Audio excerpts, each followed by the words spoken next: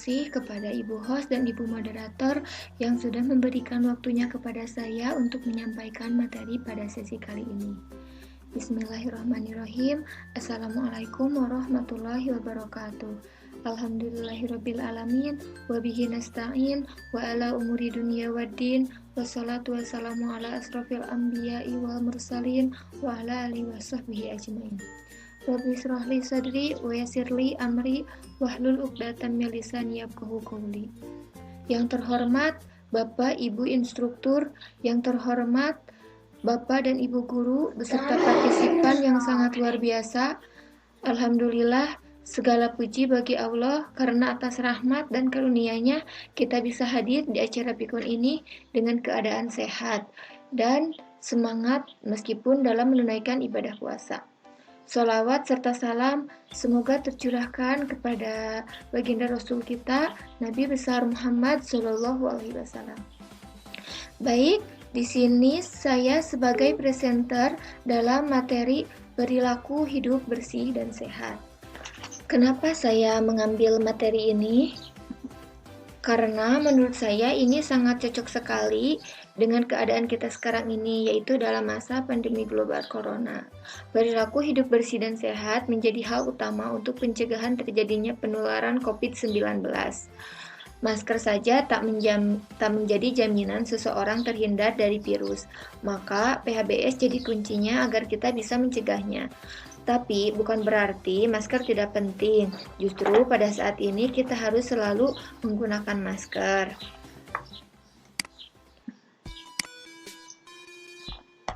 Bentar.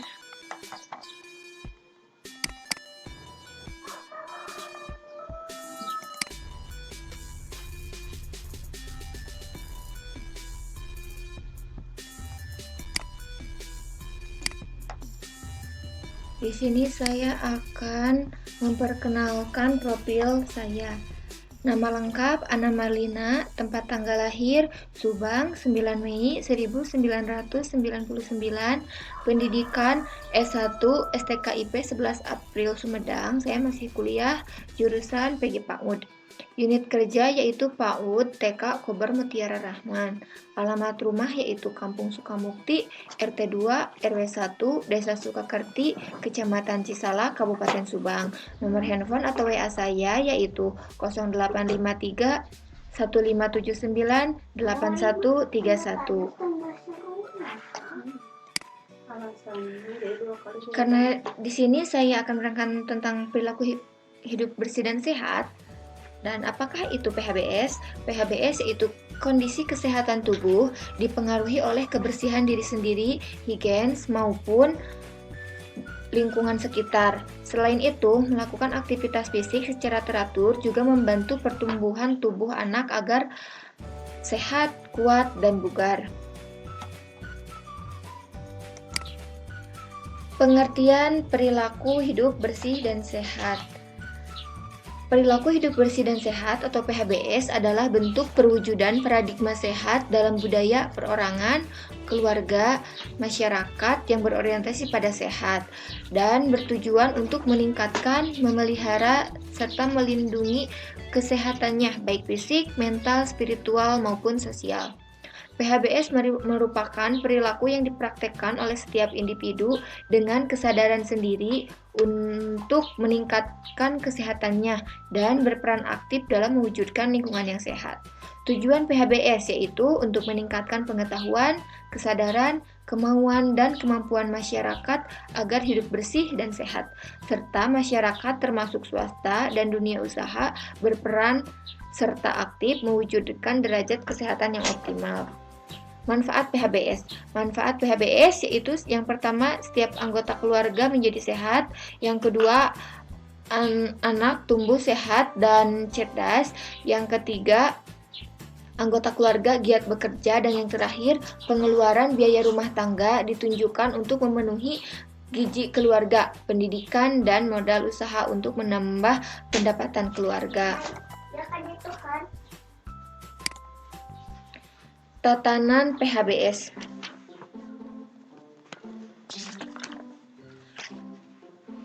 Tatanan adalah tempat di mana sekumpulan orang hidup, bekerja, bermain, berinteraksi, dan lain-lain.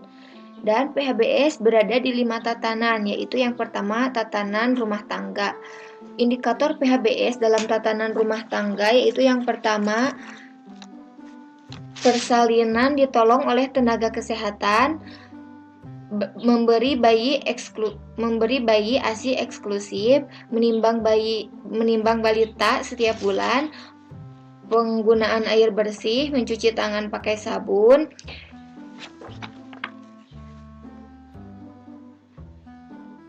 gunakan jamban yang sehat, memberantas jentik di rumah seminggu sekali, makan buah dan sayur setiap hari, melakukan aktivitas fisik setiap hari, dan tidak merokok di dalam rumah.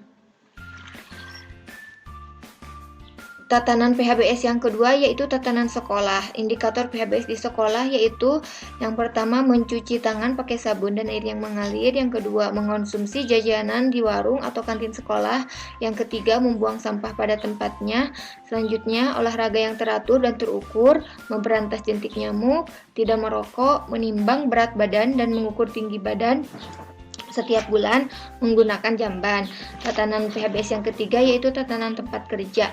Indikator PHBS di tempat kerja yaitu tidak merokok di tempat kerja, mengkonsumsi makanan dari tempat kerja, melakukan olahraga secara teratur atau aktivitas fisik, melakukan mencuci tangan dengan air bersih dan sabun, memberantas jentik nyamuk di tempat kerja, menggunakan air bersih, menggunakan jamban, dan membuang sampah pada tempatnya. Selanjutnya, tatanan tempat umum. Tatanan tempat umum yaitu tempat di mana banyak orang umum mengunjunginya, seperti PHBS di pasar, PHBS di tempat ibadah, PHBS di rumah makan, dan PHBS angkutan umum, yaitu bus, angkot, kereta, pesawat, kapal laut, dan lain-lain. Dan yang terakhir, tatanan fasilitas kesehatan. Dalam tatanan fasilitas kesehatan ini terdapat indikator. Yang pertama, menggunakan air bersih, jamban yang bersih dan sehat, memberantas jentik nyamuk, membuang sampah pada tempatnya, tidak merokok, dan tidak meludah sembarangan. Memelihara kebersihan diri dan lingkungan.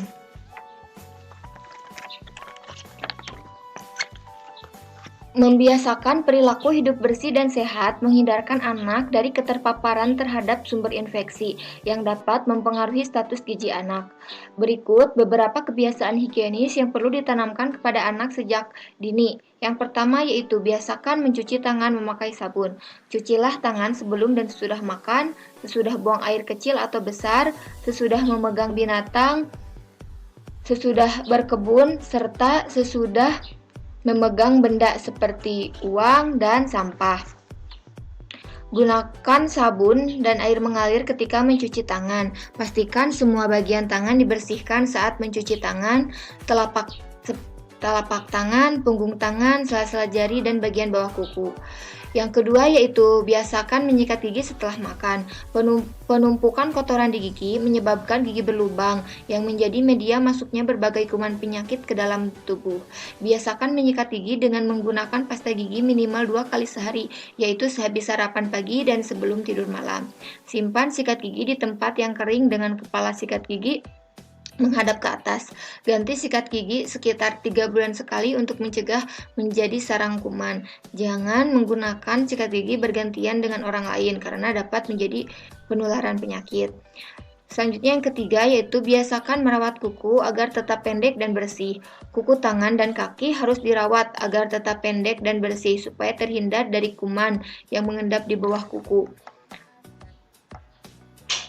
Kuku kaki yang tidak terawat dapat mengundang kuman dan menyebabkan bau tidak sedap sehingga mengurangi rasa percaya diri. Yang keempat itu biasakan meletakkan peralatan makan di tempatnya, membersihkan meja dan membuang sampah setelah makan. Peralatan makan yang digunakan anak dapat dibiasakan untuk dirapihkan kembali pada tempatnya. Upayakan sendok dan piring makan yang digunakan sudah dalam keadaan kering. Biasakan setelah makan anak turut membersihkan meja makan, alat makan yang digunakan untuk melatih kemandirian anak. Dan membuanglah sampah sisa makanan jika ada ke tempat sampah. Dan yang terakhir yaitu kelola sampah rumah tangga. Sampah yang terus menumpuk akan mengotori lingkungan dan menyebabkan timbulnya berbagai penyakit.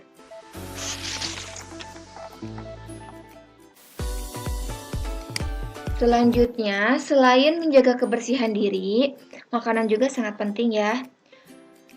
Makanan sangat penting untuk memastikan makanan yang kita makan dan makan aman dan bebas dari berbagai cemaran yang dapat membahayakan kesehatan. Bagi anak-anak pada masa pertumbuhan, makanan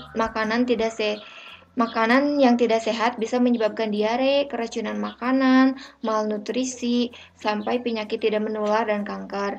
Makanan beresiko terkontaminasi oleh agen pencemar yang bisa berupa pencemar biologis, pencemar kimia, dan pencemar fisik. Oleh karena itu, penting sekali memastikan proses pengolahan, penyajian, sampai konsumsi makanan yang aman. Pencemaran makanan bisa terjadi mulai dari saat memilih bahan pangan, saat menyimpan bahan pangan, saat mempersiapkan dan memasak bahan pangan, saat mengemas makanan matang, saat menyimpan makanan matang, dan mendistribusikannya sampai saat makanan dikonsumsi. Selanjutnya, sanitasi. Rumah yang seharusnya menjadi tempat aman bagi keluarga seringkali malah menjadi tempat penyebaran penyakit menular, terutama jika kondisi kebersihan rumah dan lingkungan tidak terjaga. Dalam rumah yang sehat, yaitu terdapat fasilitas jamban yang sehat, yaitu ciri-cirinya tidak mencemari sumber air bersih, paling tidak berjarak 10 meter dari sumur. Yang kedua, tersedia air bersih. Yang ketiga, tersedia dudukan toilet yang bersih. Yang keempat, tidak bau, nyaman digunakan. Tersedia tempat cuci tangan dan memadai, dan memiliki ventilasi dan pencahayaan yang cukup. Fasilitas air dan pembuangan yang baik adalah komponen penting dari rumah yang sehat. Pastikan lokasi sumur gali lebih tinggi dan paling tidak berjarak 10 meter dari sumber pencemaran seperti jamban atau kandang ternak. Nah, air yang bersih adalah air yang yaitu ciri-cirinya jernih atau tidak keruh, tidak berwarna, tidak berbau, tidak berasa, dan tidak mengandung kuman dan bahan berbahaya bagi tubuh.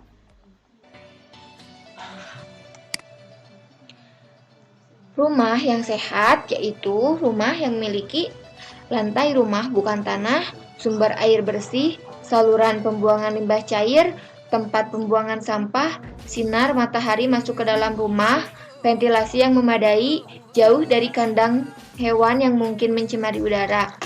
Jenis penyakit yang beresiko muncul di rumah yang tidak higienis. Yang pertama, penyakit saluran pencernaan seperti diare yang biasanya disebabkan oleh infeksi bakteri. Yang kedua, penyakit saluran pernafasan yang bisa disebabkan oleh bakteri dan virus. Dan yang terakhir, penyakit kulit yang biasanya disebabkan oleh bakteri.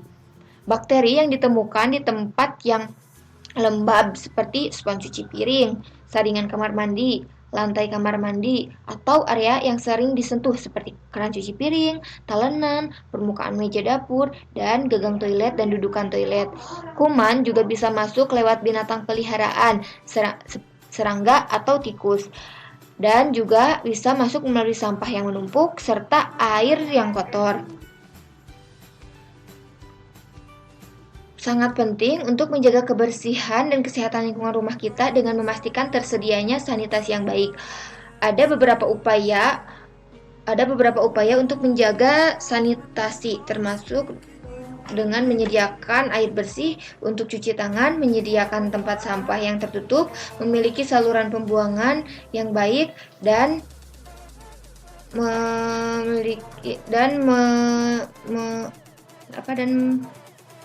memiliki dapur yang bersih dan menyediakan dapur yang bersih.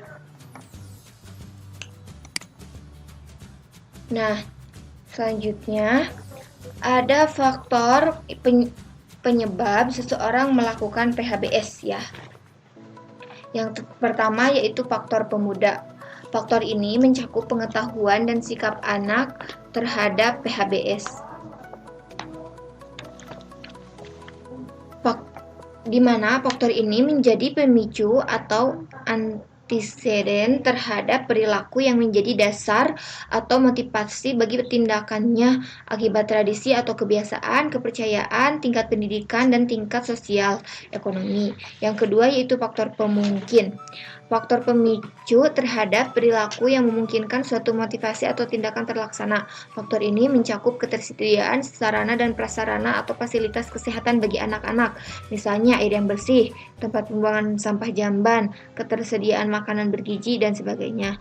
Fasilitas ini pada hakikatnya mendukung atau memungkinkan terwujudnya PHBS.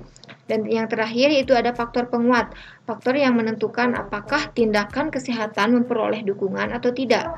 Faktor ini terwujud dalam sikap dan perilaku pengasuh anak-anak atau orang tua yang merupakan tokoh yang dipercaya atau dipanuti anak-anak.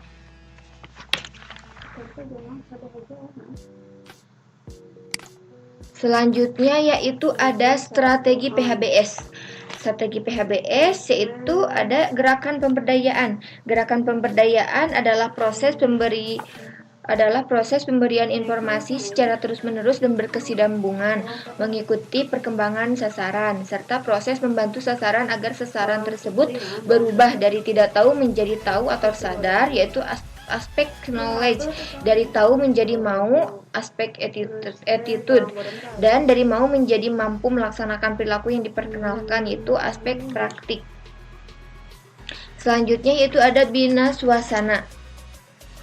Bina swasana adalah upaya menciptakan lingkungan sosial yang mendorong individu, anggota masyarakat untuk mau melakukan perilaku yang diperkenalkan. Terdapat 3 pendekatan dalam bina swasana, yaitu pendekatan individu, kelompok, dan masyarakat umum. Dan yang terakhir yaitu ada advokasi. Advokasi adalah upaya atau proses yang strategis dan terencana untuk mendapatkan komitmen dan dukungan dari pihak-pihak yang terkait, stakeholders. Pihak-pihak yang terkait ini bisa berupa tokoh masyarakat formal yang umumnya berperan sebagai penentu kebijakan pemerintah dan menyandang dana pemerintah. Ada tahap advokasi, yaitu mengetahui atau menyadari adanya masalah. Yang kedua, terkait untuk ikut mengatasi masalah. Yang ketiga, peduli terhadap pemecahan masalah dengan mempertimbangkan berbagai alternatif pemecah masalah. Yang keempat, sepakat untuk memecah masalah dengan memilih salah satu alternatif pemecah masalah. Dan yang terakhir yaitu memutuskan tindak lanjut kesepakatan.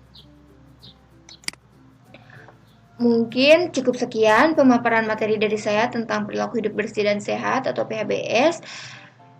Terima kasih atas perhatiannya. Selanjutnya mungkin dilanjutkan ke sesi tanya jawab. Jika ada yang tidak mengerti, kita boleh diskusi di sesi tanya jawab. Baik, terima kasih. Wassalamualaikum warahmatullahi wabarakatuh. Selanjutnya saya kembalikan kepada moderator.